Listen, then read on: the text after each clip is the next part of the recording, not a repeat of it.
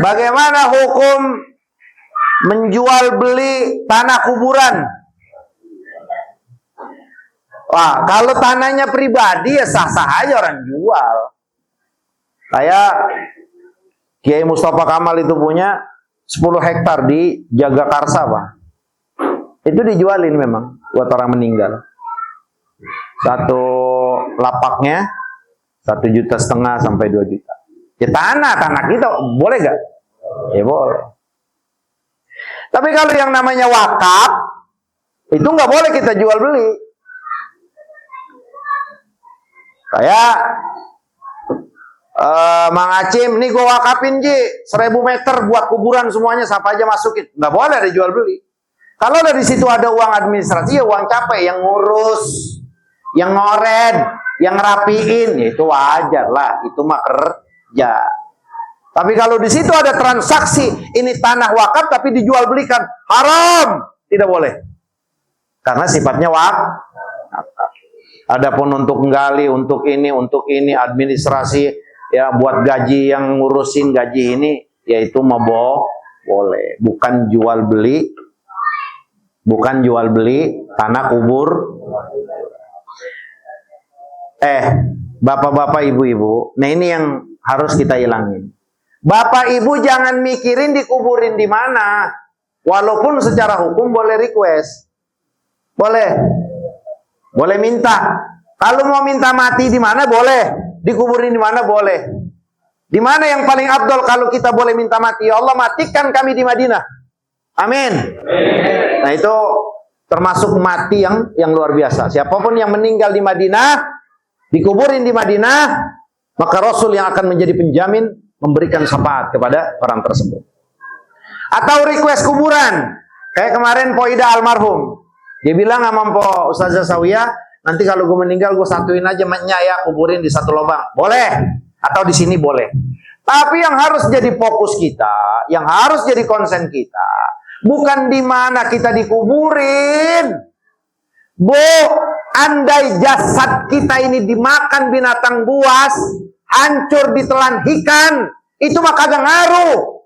Yang harus fokus kita, jadi konsen kita, apa yang sudah kita bisa persiapkan kalau ruh sudah terpisah dari badan ini. Itu yang disiapin. Gua ntar kalau mati dikuburin di mana? Emang orang mati sadar. Mau dibuang di laut juga bodo amat. Kali ilok dia mati pas dibuang di laut langsung, hai jangan dong. Itu namanya belum mati. Jangan. Mati mah ya mati. Dikuburin di mana emang kita tahu. Bodo amat, terserah. Terserah. Kalau ada udah yang nyiapin pemakaman keluarga ya silakan. Enggak juga ya udah terserah, nanti orang yang hidup mau nguburin kita di mana. Itu bukan kewajiban kita yang mati, tapi kewajiban orang yang masih hidup. Meninggal dibuang ke kali, enggak dikapanin, enggak disolatin, tanggung jawab dan semuanya dosa. Nah kita enggak ada urusan apa-apa.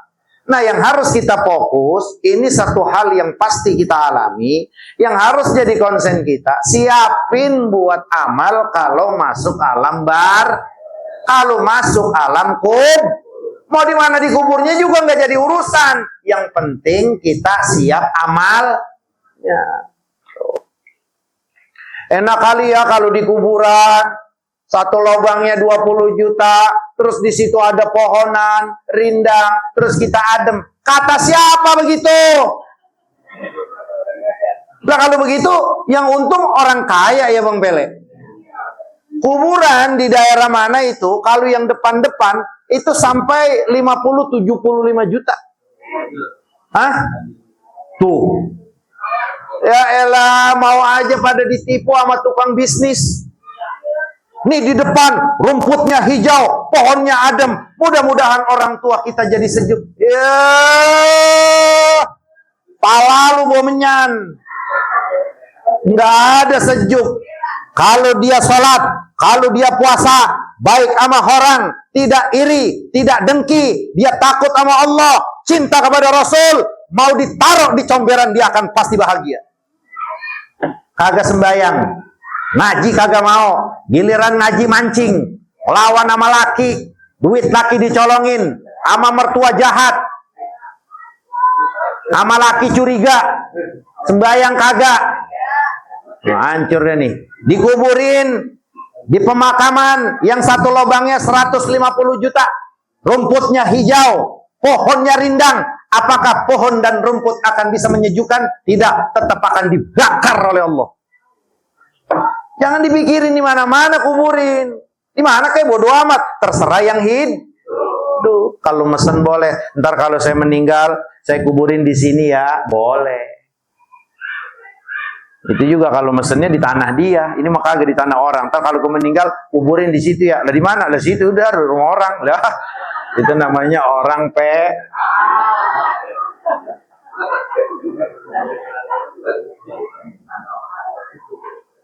Dah, paham? Gitu seterusnya, gitu jangan mikirin. Ntar gue di mana kalau mati ya? Gue kalau mati deket baba lu ya. Gue kalau mati deket laki gue ya. Lah emang kalau deket sama laki ngapa? Ketemu zona. Pak, tanah yang punya kelebihan, tanah yang memang Allah berikan kemuliaan, tanah yang memang di situ ada jaminan aku yang langsung memberikan syafaat, itu tanah Mekah, tanah Madinah. Yang lainnya sama. Iya.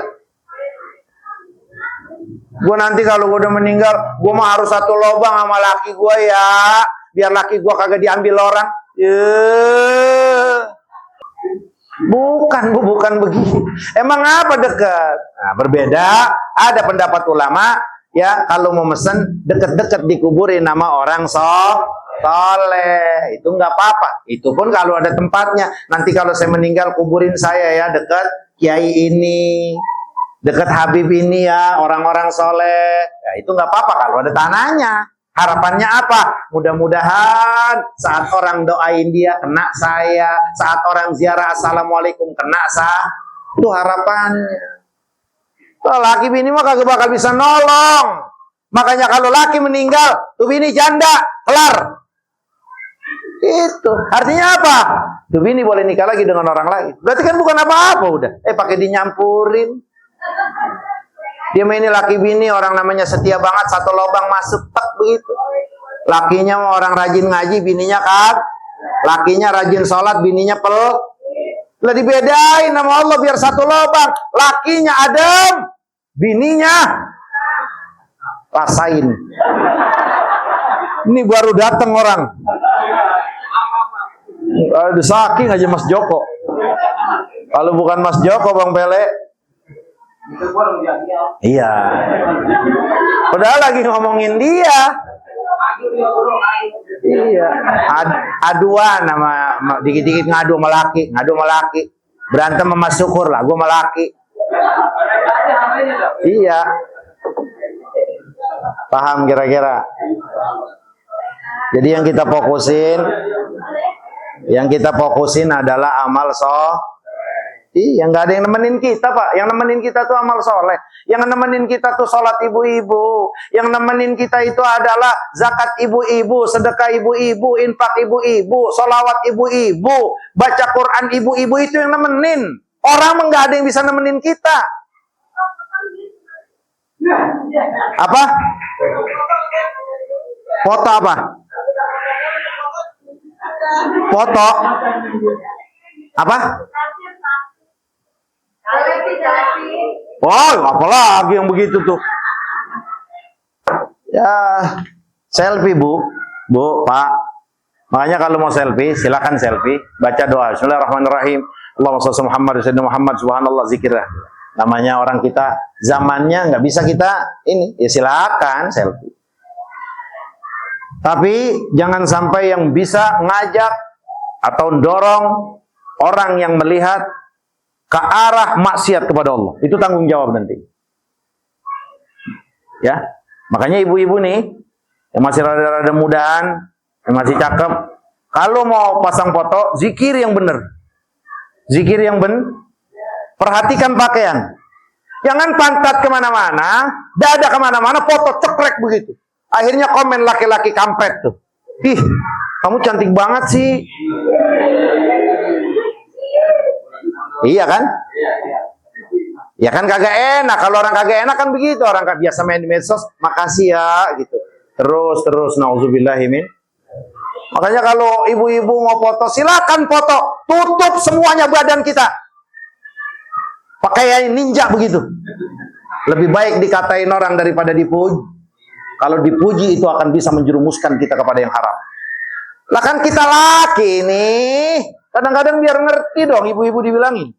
Kita ini laki, ukurannya kita aja. Kalau ngelihat satu post, satu updatean foto, pakaiannya rada-rada menohok, puyeng kita. Ngapa bini gua nggak begini ya?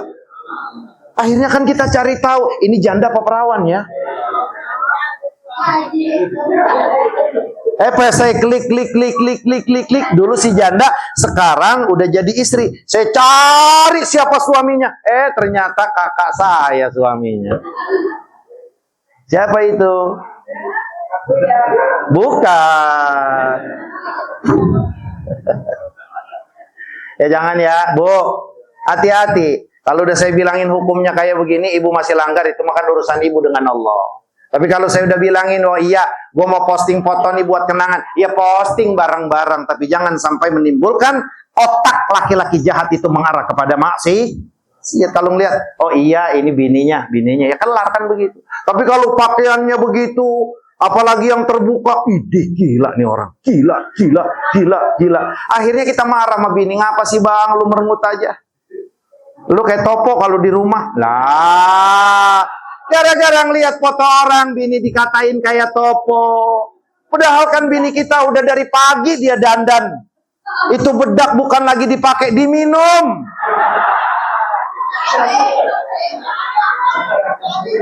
Iya. Yang benar, Pak. Makanya udah agama udah paling benar, udah paling sempurna. Makanya ibu-ibu kita nih, lu Jakia, lu kan masih muda. Lalu lu mau kemana-mana biasa, jangan pakai dandan, biasa aja.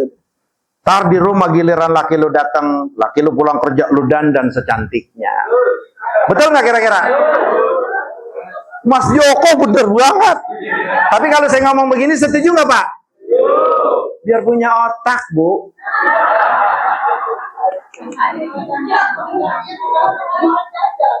Beneran, Bu.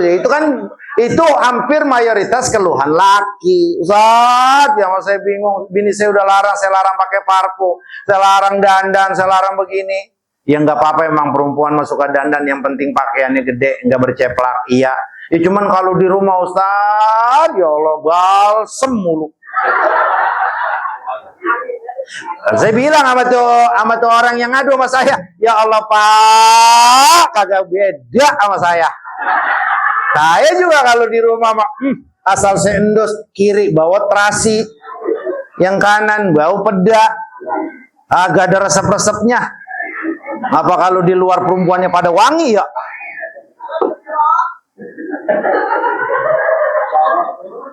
Nah, mudah-mudahan manfaat. Allah masih terus ngasih kesempatan kepada kita untuk saudara-saudara kita di Aceh, ya, untuk saudara-saudara kita di seluruh Pulau Sumatera.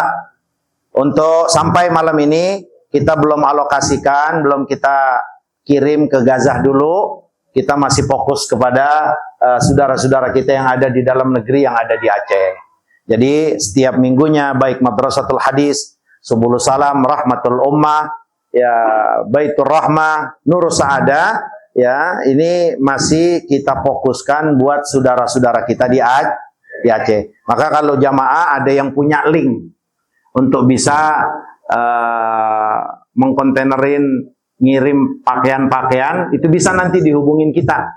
Ya, karena mohon maaf, mohon ridho, ya di rumah kita kan masih banyak banget pakaian yang udah kita suka tapi udah kita nggak pakai, kayak kain, baju koko. Karena kemarin kan keluhan saudara-saudara kita di Aceh, pakai segala daster, kenapa? Baju lakinya jarang.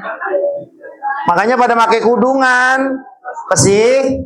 Nah makanya kalau memang ada yang punya link di sini atau di mana, bisa mereka bawa ya bantuan pakaian kita. Nah nanti kita koordinir, ayo empo-empo di rumah mana pakaiannya, mana bapak-bapak yang udah nggak kepake, kita kumpulin, kita paketin, kita kirim. Tuh apalagi, makanya nanti minta linknya, hubungin Bang Imam atau Kang Udin. Kalau memang udah ACC, bismillah, yaudah kita kumpulin pakaian kita. Iya, pakaian kita kain aja ada 2 pintu. Bener gak? Makanya bapak-bapak yang gak punya kain ngomong sama saya. Ntar saya ngomong sama Pak Udin. Ya, jadi terus mungkin saja, nauzubillahi min zalik, Allah nggak terima salat kita, nggak terima puasa kita, haji dan umroh kita. Tapi mungkin saja 2.000, 3.000, 10.000 yang kita keluarkan ikhlas karena Allah untuk membantu saudara-saudara kita di Aceh dan di seluruh Sumatera. Mungkin saja ini yang membuat Allah ridha dan Allah kelak masukkan kita dalam surganya. Amin ya rabbal sallallahu ala Muhammad.